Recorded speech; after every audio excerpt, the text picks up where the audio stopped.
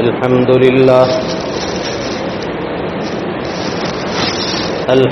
لله وكفى وسلام على عباده الذين اصطفى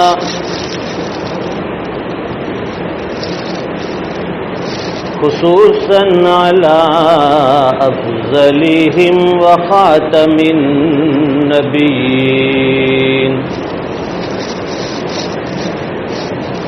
محمد الأمين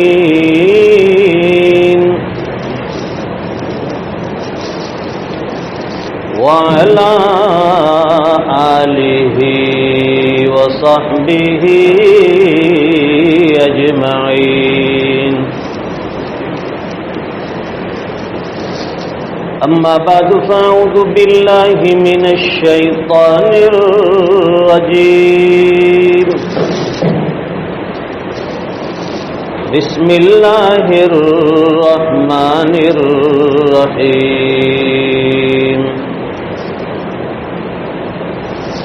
قل للمؤمنين يغضوا من أبصارهم ويحفظوا فروجهم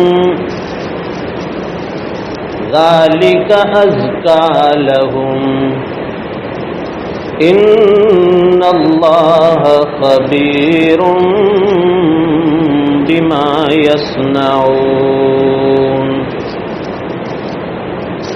صدق الله العظيم وصدق رسوله النبي الأمي الحبيب الكريم ونحن على ذلك لمن الشاهدين والشاكرين والحمد لله رب العالمين. اللهم صل على سيدنا ومولانا محمد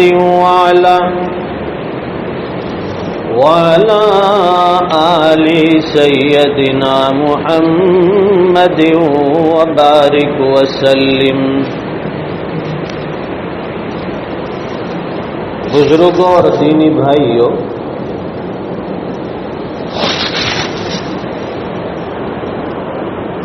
قرآن کریم کی اس آیت میں حق تعالی شانہ نے ہماری ایک باطنی بیماری کو ذکر فرمایا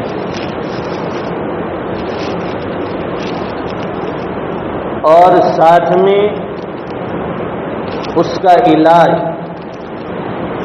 اور علاج کے ساتھ اس کا نتیجہ اور فائدہ بھی بیان فرما دیا.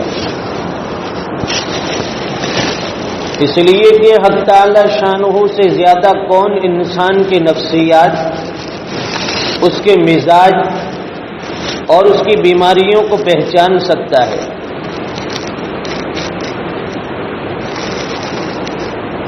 بیماری دو قسم کی ہوتی ہے، ایک جسمانی بیماری اور ایک روحانی بیماری. جسمانی بیماریوں کا علاج اطباء اور حکیموں کے پاس کیا جاتا ہے. فلاں بیماری کا فلاں اسپیشلسٹ ہے، اس ڈاکٹر کو جا کر ملو تو اس کا مکمل علاج ہو جائے گا. اور اگر فلاں مرض ہے اس سے نجات حاصل کرنی ہے تو فلاں حکیم کے پاس جاؤ، وہ اس کا بہترین نسخہ تجویز فرمائے گا. یہ تو انسان کی جسمانی بیماریاں ہیں، اور ان بیماریوں کی اصلاح اور اس بیماری کو دور کرنے کی انسان حتی الامکان کوشش کرتا ہے. اور یہ نبوی طریقہ بھی ہے، سنت سے ثابت ہے کہ بیماریوں کا علاج کیا جائے. لیکن دوسری طرف جو ہمارے اندر روحانی بیماریاں ہیں، جسے باطن کی بیماری کہتے ہیں، انسان کے اندرون کی بیماریاں، یہ بیماریاں سالہ سال سے ہمارے اندر سرایت کر کی ہوئی ہے اور یہ روز بروز بڑھتی جا رہی ہے. لیکن ان بیماریوں کے علاج کی طرف ہماری کوئی توجہ نہیں، ان باطنی بیماریوں کی اصلاح کی ہمیں کوئی فکر نہیں۔ نتیجہ یہ ہوتا ہے کہ جس طرح جسمانی بیماریوں کا علاج نہ کرنے سے انسان ہلاک ہو جاتا ہے، ختم ہو جاتا ہے، اسی طرح ان باطنی بیماریوں کا اگر آدمی صحیح علاج نہ کرے تو پھر یہ بیماری اتنی بڑھتی جاتی ہے، اتنی بڑھتی جاتی ہے، انسان دین سے دور چلا جاتا ہے، بلکہ بعض مرتبہ اس کا دین ہاتھ سے نکل جاتا ہے، روحانی اعتبار سے اس کا خاتمہ ہو جاتا ہے۔ قرآن کریم کی اس آیت میں اللہ تعالیٰ نے جو مرض ہمیں بتلایا، جو بیماری بتلائی، وہ انسان کی نگاہوں کی بیماری ہے۔ یہ باطن کا ایک بہت بڑا مرض ہے۔ جیسے انسان کے اندر جسمانی بیماریوں بھی آنکھوں کی بیماری ہوتی ہے، کبھی موتیا بند ہوتا ہے، آنکھوں سے دکھنا بند ہو جاتا ہے، آدمی فوراً 40-50 ہزار روپے خرچ کرتا ہے کہ بھئی میری آنکھوں کی بینائی ٹھیک ہو جائے، مجھے صاف طور پر نظر آئے، دکھنا شروع ہو جائے۔ اور اگر آنکھوں کی کوئی دوسری چھوٹی موٹی بیماریاں ہیں، اگر نمبرات بڑھتے ہیں تو آدمی فوراً کسی اسپیشلسٹ کے پاس جاتا ہے، آنکھوں کا علاج کرواتا ہے۔ لیکن انہی آنکھوں کے اندر ایک باطنی اور روحانی بیماری ہے، بد نگاہی کی بیماری۔ یہ آج معاشرے میں عام ہے، پھیلی ہوئی ہے، اور اتنی پھیلی ہوئی ہے کہ اچھے خاصے دیندار لوگ، صوم و صلات کے پابند، تکبیر اولیٰ کے پابند، وہ لوگ اس بد نگاہی کے مرض میں اور بیماری میں مبتلا ہے۔ اہل اللہ اور مشائخ کی صحبت میں بیٹھنے اور اٹھنے والے لوگ، وہ بھی اس بیماری اور مرض میں مبتلا ہے، بد نگاہی کا گناہ۔ اور اللہ معاف فرمائے، آج یہ بد نگاہی کا گناہ اتنا عام ہو گیا ہے کہ لوگوں نے اس کو گناہوں کی فہرست سے نکال دیا۔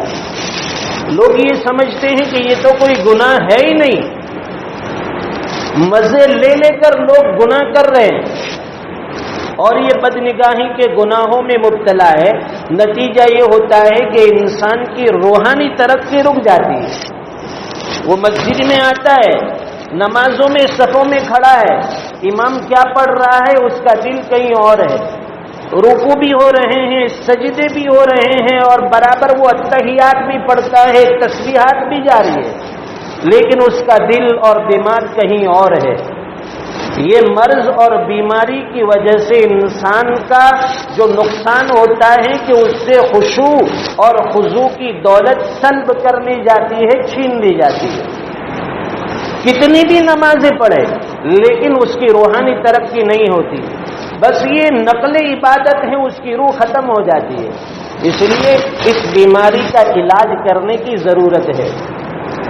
مشائخ نے اس کو الگ الگ طریقے سے اس کا علاج تجویز فرمایا۔ کسی آدمی کو یہ مرض ہے تو اس کا علاج کیا ہونا چاہیے؟ حکیم الامت مجدد ملت حضرت مولانا شاہ اشرف علی تھانوی رحمۃ اللہ علیہ نے اس کا ایک علاج تجویز فرمایا۔ آپ کی خدمت میں ایک شخص حاضر ہوا، عرض کیا کہ حضرت آپ سے بیعت ہونا چاہتا ہوں۔ بیعت ہو گیا۔ اس کے بعد اس نے بتایا کہ حضرت میرے اندر یہ مرض ہے، یہ بیماری ہے کہ جس کسی خوبصورت عورت کو دیکھ لیتا ہوں میں بد نگاہی کے گناہوں میں مبتلا ہو جاتا ہوں۔ حضرت نے فرمایا کہ یہ گناہ چھوڑ دو۔ تو وہ کہنے لگا کہ حضرت اگر میں اس کو نہ دیکھوں تو پھر مجھے تکلیف ہوتی ہے۔ پوچھا کہ کتنی دیر تکلیف ہوتی ہے؟ تو کہنے لگا کہ بس 2-4 گھنٹے بس دل و دماغ میں اسی کا تصور ہے کہ میں نے اس کو کیوں نہیں دیکھا۔ پھر حضرت نے پوچھا کہ اگر اس کو دیکھ لیتے ہیں تو تمہارا کیا حال ہوتا ہے؟ وہ کہنے لگا کہ حضرت جب اس کو میں غور سے دیکھ لیتا ہوں تو پھر 3 دن تک اسی کا تصور دل و دماغ پر مسلط رہتا ہے۔ حکیم الامت مجدد ملت، اللہ تعالیٰ ان کو جزائے خیر دے، امت کے حکیم تھے۔ فرمائے کہ وہ 3 دن کی تکلیف بہتر ہے یا 3 گھنٹے کی تکلیف بہتر ہے؟ دیکھ لینے کے بعد 3 دن تک تکلیف ہوتی ہے اور نہ دیکھیں گے تو 3 گھنٹے تکلیف ہوتی ہے۔ یہ 3 گھنٹے کی تکلیف برداشت کر لوگے، اللہ تبارک و تعالیٰ تمہیں خشوع اور خضوع کی دولت سے نواز دیں گے۔ بہت آسان علاج ہے۔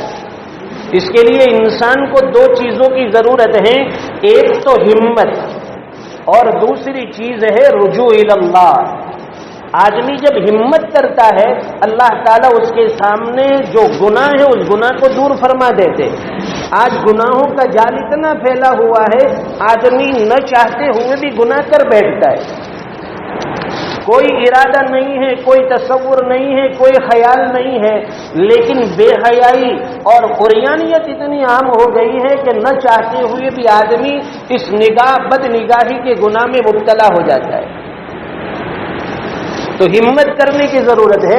قرآن کریم میں اللہ تعالیٰ نے حضرت یوسف علیہ السلام کے واقعے کو ذکر فرمایا کہ حضرت یوسف علیہ السلام کو جب وہ زلیخا نے بلایا تھا اپنی خواہش پوری کرنے کے لیے، اور حضرت یوسف علیہ السلام چونکہ جانتے نہیں تھے ان کے ارادے کو، اس لیے وہ حاضر ہو گئے، اور اس نے پہلے سے یہ پلاننگ کی تھی کہ جب وہ اندر آ جائے محل کے اندر تو سارے گیٹ، سارے دروازے کو تالا لگا دیا جائے۔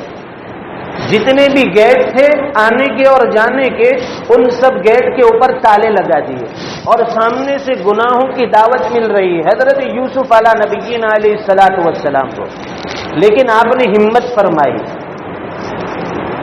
پہلے تو صاف منع فرمایا، قال معاذ اللہ، میں اس گناہ سے اللہ کی پناہ چاہتا ہوں، میں کبھی نافرمانی نہیں کرتا اللہ کی۔ یہ تو جو تم مجھے دعوت شباب دے رہی ہے یہ تو سراسر ظلم ہے، اللہ کی نافرمانی ہے، یہ تو گناہ کبیرہ ہے، میں یہ گناہ ہرگز نہیں کرتا۔ لیکن وہ اصرار کرنے لگی، اگر تم نے یہ گناہ نہیں کیا تو میں تجھے بدنام کر دوں گی۔ اب حضرت یوسف علیہ السلام کے لیے ایمان بھی سامنے ہے، اپنی عزت بھی بچانی ہے اور ایمان بھی بچانا ہے۔ ہمت کی، اور جو دروازے پر تالے لگے تھے ہمت کر کے اس کی طرف بھاگنے لگے، دوڑنے لگے کہ اپنے اختیار میں جو چیز ہے وہ میں کر لوں۔ حضرت یوسف علیہ السلام دروازے کی طرف دوڑنے لگے، دروازہ سامنے بند ہے، قفل لگا ہوا ہے، تالے لگے ہیں، لیکن اس کی پرواہ نہیں کی۔ جانتے تھے کہ میرے اختیار میں یہ ہے کہ میں اس کی طرف دوڑ سکتا ہوں، بھاگ سکتا ہوں، اس گناہ سے بچنے کا یہی طریقہ ہے، یہی راستہ ہے، اس کے علاوہ میرے پاس دوسرا کوئی سبب نہیں۔ حضرت یوسف علیہ السلام دروازے کی طرف دوڑے، انہوں نے اپنا پورا کام کر دیا۔ اللہ کی رحمت جوش میں آئے، جب انسان گناہ سے بچنے کا ارادہ کرتا ہے پھر اللہ تعالیٰ اپنا کام پورا کرتا ہے، وہ دروازے کھلتے گئے، جو تالے لگے تھے وہ خود بخود کھلنے لگے، اور حضرت یوسف علیہ السلام عزت بھی بچا کر نکل گئے اور اپنا ایمان بھی بچا کر نکل گئے۔ کوئی یہ کہیں کہ سامنے گناہ ہے اور اس سے بچنے کا میرے پاس کوئی راستہ نہیں، تو حضرت یوسف علیہ السلام نے بھی یہ راستے بند تھے، اس کے باوجود ہمت کی اور کوشش کی، اللہ تعالیٰ نے ان کو گناہوں سے بچا لیا۔ یہاں علماء نے ایک نقطہ لکھا ہے کہ جب اللہ تعالیٰ نے شیطان کو اور حضرت آدم علیہ السلام کو جو جنت سے نکالا تھا، اس وقت شیطان نے مہلت مانگی تھی کہ الہ العالمین مجھے قیامت تک کی مہلت دے دیجیے۔ اللہ تعالیٰ نے مہلت دے دی کہ جا قیامت تک تو آزاد ہے، اپنی منمانی کرتا رہے۔ پھر اس نے یہ کہا، لَآتِيَنَّهُم مِّن بَيْنِ أَيْدِيهِمْ وَمِنْ خَلْفِهِمْ وَعَنْ أَيْمَانِهِمْ وَعَنْ شَمَائِلِهِمْ۔ وہ کہنے لگا کہ جتنے تیرے بندے ہیں یہ ابن آدم کو میں بہکاؤں گا، گناہوں میں مبتلا کروں گا، ان کے سامنے سے بھی حملہ کروں گا، ان کے پیچھے سے حملہ کروں گا، دائیں سے بہکاؤں گا، بائیں سے بہکاؤں گا۔ یہ چاروں سمت بیان کیے قرآن کریم میں اللہ نے۔ شیطان نے کہا کہ میں چاروں سمت سے اس پر حملہ کروں گا اور اس کو گناہوں میں مبتلا کر کے رہوں گا۔ علماء نے یہاں نقطہ لکھا ہے کہ شیطان نے چاروں سمت بیان کی، آگے پیچھے دائیں بائیں، لیکن وہ دو سمت بھول گیا، اوپر اور نیچے۔ اس لیے اگر گناہوں سے بچنا ہے، شیطان کے حملے سے بچنا ہے، وہ چاروں طرف سے حملہ کرے گا، سامنے سے گناہوں کی دعوت مل رہی ہے، لیکن ہمیں اگر آنکھوں کو اوپر اٹھائیں گے نگاہوں کو تو خطرہ ہے کہ زمین پر ٹھوکر لگے اور انسان گر جائے۔ اس لیے اب ایک ہی راستہ بچا ہے کہ اپنی نگاہوں کو نیچی کرے۔ اسی طریقے کو قرآن کریم میں اللہ فرما رہے ہیں، قُل لِّلْمُؤْمِنِينَ يَغُضُّوا مِنْ أَبْصَارِهِمْ۔ اب تعالی شانہ فرماتے ہیں کہ نبی کہہ دیجئے میرے بندوں سے کہ اپنی نگاہوں کو نیچی کرے۔ شیطان نے دائیں بائیں آگے پیچھے سے حملہ کرنے کی گارنٹی لی ہے، اور اوپر دیکھیں گے تو ظاہر ہے کہ انسان گر جائے گا۔ اس لیے قرآن کریم میں اللہ بتلا رہے ہیں کہ اپنی نگاہوں کو نیچی کرے۔ تو پھر فائدہ کیا ہوگا اس کا؟ نگاہیں جب نیچی ہو جائے گی، قُل لِّلْمُؤْمِنِينَ يَغُضُّوا مِنْ أَبْصَارِهِمْ وَيَحْفَظُوا فُرُوجَهُمْ۔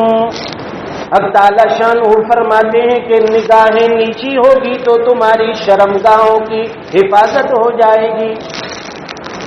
اس لیے کہ انسان جب گناہ کی ابتدا کرتا ہے وہ شروعات نگاہوں سے ہوتی ہے، آنکھوں سے آنکھیں ملتی ہے، آنکھوں سے اشارے ہوتے ہیں، اور اس کے بعد وہ آہستہ آہستہ انسان کو زنا تک پہنچا دیتے ہیں۔ اس لیے فرمائے کہ اس کا جو پہلا درجہ ہے نگاہوں کے ذریعے سے، کہ اسی کو بند کر دیا قرآن کریم نے کہ جب نگاہیں نیچی ہو جائے گی تو انسان زنا کے گناہ سے محفوظ ہو جائے گا۔ لیکن اس پر عمل کرنے کے لیے دل پر آرے چلیں گے، یہ ایک دم سے قابو میں نہیں آئے گا کہ اپنی نگاہوں کو نیچی کر لوں۔ علماء فرماتے ہیں کہ دل پر آرے چلیں گے، دل میں تکلیف ہوگی۔ ایک اللہ والے نے بڑی اچھی بات کہی، آرزوئے خوں ہو یا حسرت پامال ہو، اب تو اس دل کو تیرے قابل بنانا ہے مجھے۔ دل پر جب آرے چلیں گے تب تو اس دل میں اللہ کی محبت آئے گی۔ اس لیے ہماری ذمہ داری یہ ہے کہ اپنی نگاہوں کو نیچی کر لے، اللہ تعالیٰ اپنا وعدہ پورا فرمائیں گے، اور بدکاری تک جانے سے پہلے اللہ تعالیٰ اس گناہ سے ہماری حفاظت فرمائیں گے۔ اور یہ حکم دونوں کے لیے ہے، مردوں کے لیے بھی عورتوں کے لیے بھی۔ ورنہ عام طور پر عورتوں کے ذہن میں یہ ہوتا ہے کہ ہم تو پردے برقعے میں ہوتے ہیں، اس لیے ہمیں تو کوئی دیکھ نہیں سکتا، لیکن ہم تو دوسرے کو دیکھ سکتے ہیں۔ ایک مرتبہ نبی کریم صلی اللہ علیہ وسلم تشریف فرما تھے، اور ازواج مطہرات بھی تھی اس وقت جو حاضر۔ ایک نابینا صحابی حضرت عبداللہ ابن ام مکتوم رضی اللہ تعالیٰ عنہ حاضر خدمت ہوئے۔ جب وہ حاضر ہوئے تو نبی کریم صلی اللہ علیہ وسلم نے ازواج مطہرات سے فرمایا کہ ذرا پردہ کر لو، فلاں صحابی آ رہے ہیں، پردے میں چلی جاؤ۔ وہ ازواج مطہرات تھی، وہ کہنے لگی اللہ کے نبی، آنے والے یہ صحابی تو نابینا ہیں، وہ تو ہمیں دیکھ نہیں سکتے۔ سرکار نے تھوڑے بلند لہجے میں غصے کے انداز میں فرمایا کہ وہ نابینا ہے تو کیا تم بھی نابینا ہو؟ اندھے وہ ہیں کیا تم بھی اندھی ہو؟ بتلانا یہ ہے کہ جس طرح مرد کے لیے کسی اجنبی عورت کا دیکھنا گناہ ہے، اسی طرح اجنبی عورت کے لیے کسی اجنبی مرد کو دیکھنا بھی اسی طرح برابر کا گناہ ہے۔ تو جہاں مرد کے لیے قرآن کریم میں یہ حکم ہے اپنی نگاہوں کو نیچی کر لے، اسی طرح عورتوں کی بھی یہی حکم دیا گیا ہے کہ چلتے ہوئے اپنی نگاہوں کو نیچی کر لے۔ یہ فتنے کا دور ہے، گناہوں کا دور ہے، چاروں طرف گناہوں کی جال بچھی ہوئی ہے۔ اگر آدمی کو اپنا ایمان بچانا ہے، اپنے ایمان کی سلامتی چاہتے ہیں، تو گھر سے مسجد اور مسجد سے گھر، اور بغیر ضرورت کے، بغیر کام کاج کے آدمی گھر سے قدم نہ نکالے، اس لیے کہ جہاں بھی آدمی اپنے گھر سے قدم نکالتا ہے سامنے سے گناہوں کی دعوت مل رہی ہے۔ ہمارے حضرت فرمایا کرتے تھے کہ مردوں کا لباس ہوتا ہے کہ بھائی مردوں کا لباس ٹخنوں سے اوپر ہو، عورتوں کا لباس جو ہے سر کے بالوں سے ٹخنوں کے نیچے تک ہونا چاہیے، لیکن مصیبت یہ کھڑی ہو گئی ہے کہ عورتوں نے یہ جو مردوں کا لباس ہے یہ اختیار کر لیا، اور اس میں حد سے اتنی آگے نکل گئی کہ آہستہ آہستہ وہ کپڑا اوپر ہوتا چلا گیا، اوپر ہوتا چلا گیا۔ اب گھر کے مردوں کو تو دور، عورتوں کے دیکھنے کے لیے شرم اور حیا آ رہی ہے۔ اتنے چھوٹے کپڑے عورتوں کے جسم پر ہو گئے، پھر مردوں کی نگاہیں بھٹکتی ہے، انسان بد نگاہی کے گناہوں میں مبتلا ہو جاتا ہے۔ تو عورتوں کی بھی ذمہ داری یہ ہے کہ اپنی جسم کی اور جسم کی جو ساخت ہیں، اللہ تعالیٰ نے جو اس کے حسن کے جو اعضاء رکھے ہیں، ان اعضاء کو مردوں سے چھپا کر رکھے تاکہ یہ بھی گناہوں میں مبتلا ہونے کا سبب نہ بن جائے۔